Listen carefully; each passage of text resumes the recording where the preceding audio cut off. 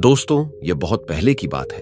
भारत में एक जंगल था जिसका नाम कंचन वन था। कंचन वन में शेर सिंह का राज समाप्त हो चुका था, पर वहां बिना राजा की स्थिति ऐसी हो गई थी जैसे जंगल राज हो, जिसकी जो मर्जी वह कर रहा था। वन में अशांति, मारकाट, गंदगी इतनी फैल गई कि वहां जानवरों का रहना मुश्किल हो गया। कुछ जानवर शेर सिंह को याद कर रहे थे कि जब तक शेर सिंह ने राजपाट संभाला हुआ था, सारे वन में कितनी शांति और एकता थी। ऐसे ही चलता रहा तो एक दिन यह वन ही समाप्त हो जाएगा और हम सब जानवर बेघर होकर मारे जाएंगे। वहां एक होशियार भालू था जिसका नाम गोलू था। गोलू भालू बोला, कोई ना कोई उपाय तो करना ही होगा। क्यों ना हम सभी की सहमति से हम अपना कोई राजा चुन लें जो शेर सिंह की तरह हमें पुनः एक जंजीर में बांधे और वन में एक बार फिर से अमन शांति के स्वर गूंज उठे। सभी गोलू भालू की बात से संतुष्ट हो गए, पर समस्या यह थी कि राजा किसे बनाया जाए। सभी जानवर स्वयं को दूसरे से बड़ा बता रहे थे। तभी सोनू मोर बोली, क्यों न एक पखवाड़े तक सभी को कुछ न कुछ काम दे दिया जाए। जो अपने काम को सबसे अच्छे ढंग से करेगा उसे ही यहाँ का राजा बना दिया जाएगा। सोनू स्वीटी की बात से सहमत हो गए और फिर सभी जानवरों को उनकी योग्यता के आधार पर काम दे दिया गया। बिम्पी लोमड़ी को मिट्टी हटाने का काम दिया गया तो भोलू बंदर को पेड़ों पर लगे जाले हटाने का, सोनी हाथी को पत्थर उठाकर एक गड्ढे में डालने का काम सौंपा गया था और मोनू खरगोश को घास की सफाई की।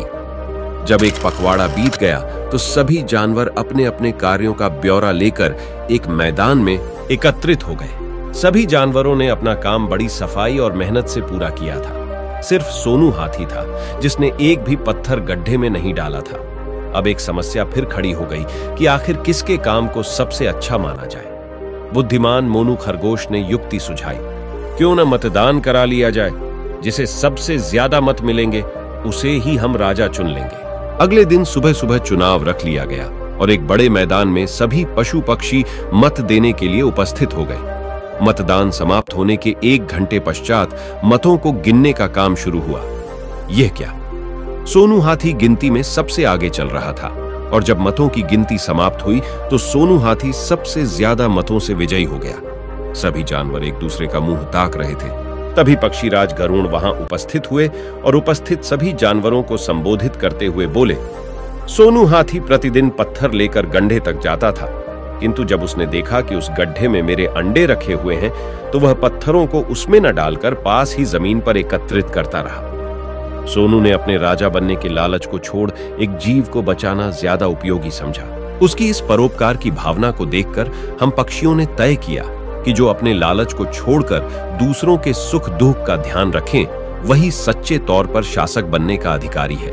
और चूंकि वन में पक्षियों की संख्या पशुओं से अधिक थी, इसलिए सोनू हाथी चुनाव जीत गया। दोस्तों, देखा आपने, हाथी के लालच और स्वार्थ रहित काम ने हाथी को राजा बना दिया।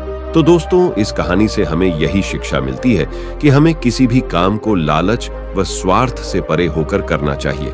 दोस्तों, अगर कहानी अच्छी लगी हो, शिक्षाप्रद लगी हो, तो ऐसे ही और वीडियो देखने के लिए हमारे चैनल को एक लाइक और एक सब्सक्राइब अवश्य करें।